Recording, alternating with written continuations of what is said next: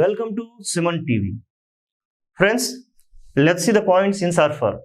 మనం లాస్ట్ వీడియోలో since for discuss చేస్తూ ఈ సిన్స్ వరకు ఎలా యూజ్ చేయాలో చెక్ చేసుకుందాం మనం కదా. సిన్స్ పాయింట్ ఆఫ్ యాక్షన్ అంటే ఒక యాక్షన్ ఎప్పుడు స్టార్ట్ అయిందో ఆ పాయింట్ నుంచి అలా అలా కొనసాగుతుంటుంది కదా. ఈ పాయింట్కి మనం పెట్టుకునే పేరు point of action. Point of action. So since 10 AM, since December 25th, since July 2020, since 2010. ఇక్కడ మర్చిపోకూడని అంశం ఏంటంటే కనుక ఇది ఇలా ఉండాలి, అది ఇలా కాకూడదు. ఇదేం చెప్పండి చూద్దాం ఈ డయాగ్రామ్. రైట్, సిజర్స్ అంటే కత్తెర కదా, కట్ చేసినట్టు ఈ యాక్షన్ని 10 గంటలకు కరెంట్ వచ్చింది, లేకపోతే December 25న నేను ఒక పుస్తకం చదివాను అలాంటివి చెప్తే కనుక సిన్స్ వాడకూడదు. సిన్స్ చెప్పాలంటే కనుక ఒకటే కండిషన్ చెప్తున్నాను కదా, ఇక్కడి నుంచి కొనసాగుతూ ఉండాలి.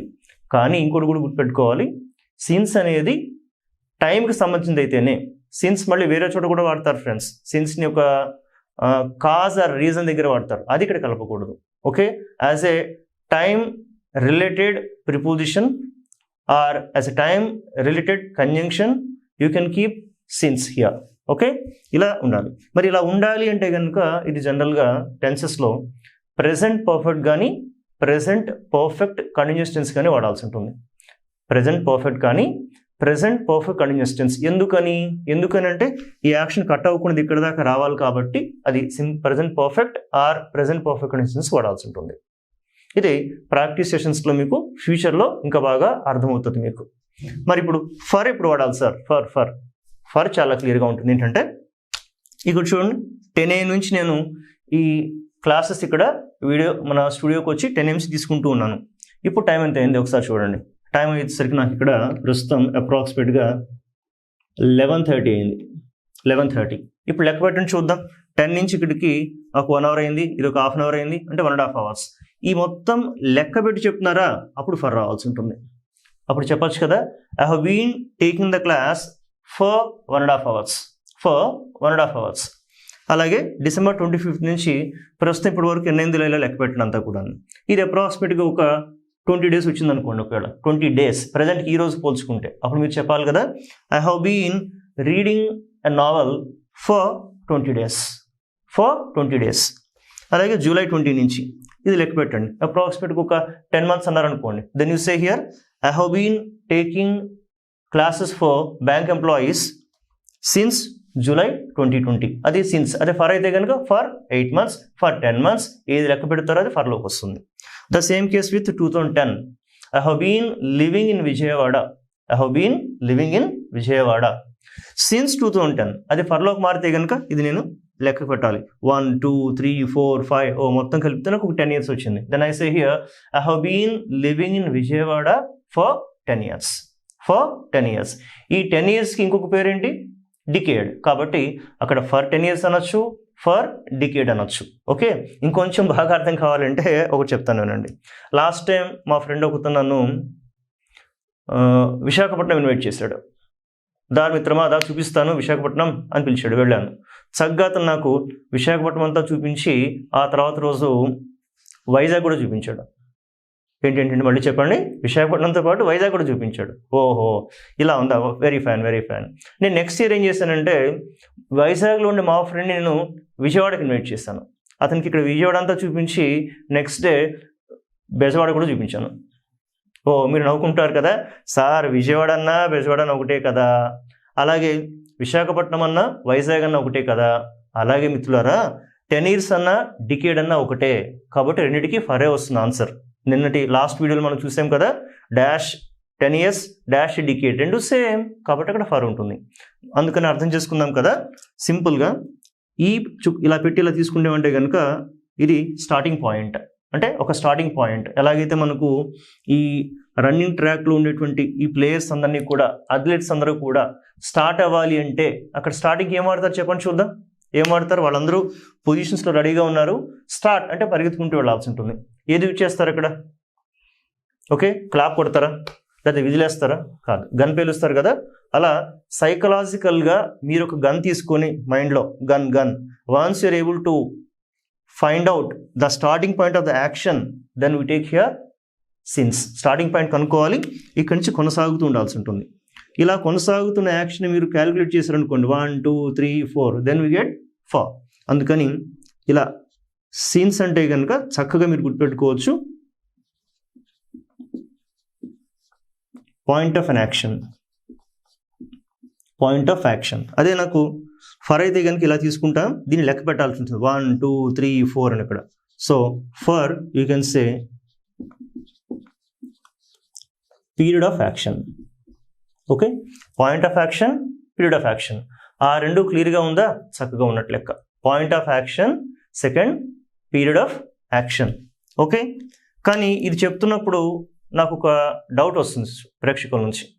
సార్, ఇందాక నుంచి మీరు ఒకటే ఎంఫసైజ్ చేస్తున్నారు, గట్టిగా చెప్తున్నారు, యాక్షన్ కట్ అవ్వకుండా ఉంటేనే చెప్తున్నారు. మరి కట్ అయితే నేనేం వాడాలి? దానికి ఇంకొక కాన్సెప్ట్ మనం లింకప్ చేసి చెప్పాల్సి ఉంటుంది. ఓకే, అది కూడా చూద్దాం, ఇప్పుడే చూద్దాం లింకప్ చేస్తూ. అది చెప్పాలంటే కనుక ఫస్ట్ నాకు ఒక క్లారిటీ కావాలి. ఏమంటే సిన్స్ ఫర్ అనేది మీకు పూర్తిగా అర్థమైందా లేదా? Okay, hope you have understood since or for clearly. Okay, since point of action, for period of action. Okay, let's fine. ఇప్పుడు మనం ఇదే దీనిలో ఇంకొంచెం అడ్వాన్స్డ్ సిన్స్ ఫర్తో పాటు నెక్స్ట్ కట్ అయితే, యాక్షన్ కట్ అయితే ఏం వాడాల్సి ఉంటుంది అది డిస్కస్ చేద్దాం. ఓకేనా? ఇది కూడా మనం ఈ సెకండ్ పాయింట్ని కంటిన్యూ చేద్దాం. కాకపోతే టైం రిలేటెడ్ ప్రిపోజిషన్స్, ఈ టైం రిలేటెడ్ ప్రిపోజిషన్స్లో ఇప్పటిదాకా మనం చూసింది సిన్స్ ఆర్ ఫర్. చెప్పాను కదా, యాక్షన్ కట్ అవ్వకూడదు. బట్ ఇప్పుడు ఎలా ఉంటుంది ఇంకోటి చూద్దాం. ఇంకొకటి ఇది ఎలా అంటే ఒకసారి చూడండి. At, in, on. ఇంకొకటి ఫ్రెండ్స్, నో ప్రిపోజిషన్. ఏమిటి friends? At, in, on, no preposition. At, in, on, no preposition.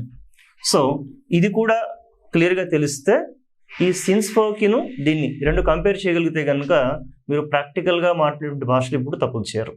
దీనికి సంబంధించింది, I mean time related preposition సంబంధించి కొంత క్లారిటీ మనం తెచ్చుకోగలుగుతాం. ఓకే ఫ్రెండ్స్, నా look at this at, in, on, no preposition. At, in, on, no preposition. ఇది మనం ఎలా డిస్కస్ చేద్దామంటే చక్కగా ఒక క్లాస్కి కానీ ఒక ఆఫీస్ కానీ వెళ్ళంగానే మనం ఎక్కువగా విష్ చేసుకుంటాం కదా, ఒకరినొకరిని పలకరించుకుంటాం చక్కగా. ఏమని? Good morning, next one good afternoon, next good evening. Of course good night చెప్పట్లేదంటే అది వెళ్ళిపోయేటప్పుడు, అది కాదని చెప్పేది. మనం రాగానే విష్ చేసుకునేది ఏముంటాయి చెప్పండి? First one good morning, next one good afternoon, next good evening. వీటిని ఏమంటారంటే main parts of the day అంటాం. అంటే డేలో ఉన్నటువంటి ముఖ్యమైన 3 భాగాలు, main parts of the day. Okay, వీటికి చక్కగా మనం ఇన్ వాడాల్సి ఉంటుంది. ఇక్కడ ఇన్ అంటే ఎలా ఫ్రెండ్స్? చక్కగా మీరు చెప్పొచ్చు కదా, ఇక్కడ ఇన్ ఆల్రెడీ ఉంది కదా, నేను మళ్ళీ రాయడం లేదు, నాకు స్పేస్ కూడా కొంచెం కన్స్టెంట్ అవుతుంది, డైరెక్ట్గా ఆన్సర్ రాస్తున్నాను. In the morning. You can say in the afternoon, in the evening. So in the morning, in the afternoon, in the evening. మీరు ఇప్పుడు డౌట్ అడుగుతారు, సార్ నైట్ తర్వాత మాట్లాడదాం ఫ్రెండ్స్, ఇప్పుడే వస్తుంది. బట్ ఫస్ట్ ఇది చూడండి, in the morning, in the afternoon, in the evening. కొన్ని సందర్భాల్లో సాయంత్రం మాటలు అంటారు, అంటే ప్లూరల్ ఫామ్. అప్పుడు చెప్పచ్చు కదా ఇన్ ద ఈవినింగ్స్ అని చెప్పచ్చు. Sir what do you do in the evenings అంటే మీరు సాయంత్రం మాటలు ఏం చేస్తూ ఉంటారు? అప్పుడు అన్నప్పుడు హ్యాపీగా మనం దీనికి ప్లూరల్ కూడా వాడచ్చు, in the evenings, in the evenings. Okay, in the morning, in the afternoon, in the evening, you can say in the evenings, plural కూడా వాడచ్చు. ఓకే, ఫస్ట్ వన్కి ఏం చెప్పండి పేరు? Main parts of the day, ఒక డేలో ఉన్నటువంటి ముఖ్యమైన భాగాలు, దానికి హ్యాపీగా ఏం చెప్పచ్చు. ఇలాగే ఎమ్ అండ్ వై ఇందులో చెప్పచ్చు హ్యాపీగా. M and Y, month and year friends, month and year. You can say in May 2020 or year in 2010. ఒక డౌట్ వస్తుంది, సార్ ఇది ఏ టెన్స్లో వాడాలి? ప్రజెంట్, పాస్ట్, ఫ్యూచర్ మీ ఇష్టం, ఏ టెన్స్లోనే వాడచ్చు. నేను ఇన్ 2025 కూడా చెప్పచ్చు, ఇన్ 2010. అప్పుడు టక్మని మీకు ఇంతకుముందు చెప్పిన కాన్సెప్ట్ కనెక్ట్ అవుతుంది. సార్ మరి ఇందాక సిన్స్ 2010 అన్నారు కదా అంటారు ఇక్కడ, సిన్స్ 2010. అందుకని నేను ఈ రెండింటిని కంబైన్ చేసి చెప్తున్నాను ఇక్కడ. ఫ్రెండ్స్, సిన్స్ 2010 అంటే కనుక ఇక్కడ పెట్టిన ఈ పాయింట్ ప్రజెంట్ ఇప్పుడు దాకా వస్తూ ఉండాలి, అది కట్ అవ్వకూడదు.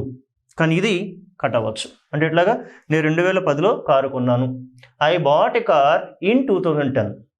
Okay, I have been living in Vijayawada since 2010. Okay, hope you're able to figure out the difference between these two. ఆ రెండుకి తేడా బాగా అర్థమైంది నేను అనుకుంటున్నాను. ఓకేనా? రైట్. ఇంతకీ ఇక్కడ ఏం చూడండి. So main parts of the day, month, year. అలాగే ఇంకొకటి సీజన్స్ కూడా చక్కగా ఇన్లో చెప్తాం అనమాట. సీజన్స్ అంటే ఇట్లాగా in summer, or you can say in winter, ఇలా అనమాట ఇక్కడ. సో ఇన్ ఎప్పుడు యూజ్ చేయొచ్చు? Main parts of the day, month, year and seasons. Okay friends, ఇది మన ఇన్కి సంబంధించినటువంటి. Next on. ఇప్పుడు ఆన్కి వచ్చి సరదాగా మనం ఇలా చెప్పుకోవచ్చు, డి స్క్వేర్ ఏం సార్? డి స్క్వేర్ ఏం లేదు ఫ్రెండ్స్. ఒకటి D square in the sense you can say day or date. Day on Sundays, on Mondays, on Monday, on Sunday, ఇలా ఏదైనా చెప్పచ్చు చక్కగా అక్కడ. Okay, so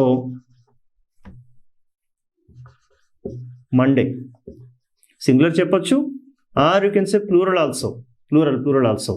okay, I go to library on Mondays. Okay, Mondays. అలాగే ఇంకోటి ఏంటి, date on 1st January, on 15th August, ఇలా చెప్పొచ్చు. So on 1st January, on 15th August. Okay, date. అలాగే ఇంకొకటి పీడీ కూడా వాడచ్చు. సార్ పీడీని అదేంటి సార్? పీడీ ఏం లేదు మిత్రులారా, పర్టికులర్ డే అంటే నా పుట్టినరోజు నాడు, లేదంటే ఇండిపెండెన్స్ రోజు, లేదంటే రిపబ్లిక్ డే రోజు, ఇలా చెప్పొచ్చు. అప్పుడు కూడా ఇదే వాడాలి చక్కగా. అంటే ఇట్లాగా on my birthday, BD means birthday. మీరు అడగచ్చు, నా బర్త్డే రోజు రాలేదు, మీరు ఎక్కడికి వెళ్ళారు? Oh, you did not attend my birthday function. So where were you on that day? Where were you on my birthday? So ఇదేమవుతుంది? పర్టికులర్ డేట్ అవుతుంది, particular day. So friends, on వచ్చేసి మనకు డే అండ్ డేట్ అని ఇంకోటి particular day వాడచ్చు. Right, ఇక next నేను చెప్పండి ఫ్రెండ్స్, ఎట్ అనేది మనకు టైం వాడతాం కదా, క్లాక్. ఆ టైంకి ఎట్ అనేది చూస్తాం. కానీ మనం ఎట్ గురించి ఇంకా డీటెయిల్గా కొంచెం చెప్పుకోవాల్సి ఉంటుంది. కొన్ని పాయింట్స్ ఇంకా చాలా ఉంటాయి. కాబట్టి ఈ ఎట్ ఒకటి, అలాగే ఈ నో ప్రిపోజిషన్ ఒకటి, ఈ రెండింటిని లింకప్ చేస్తూ ఇదంతా కూడా మనం నెక్స్ట్ వీడియోలో చూద్దాం అంతా కూడాను.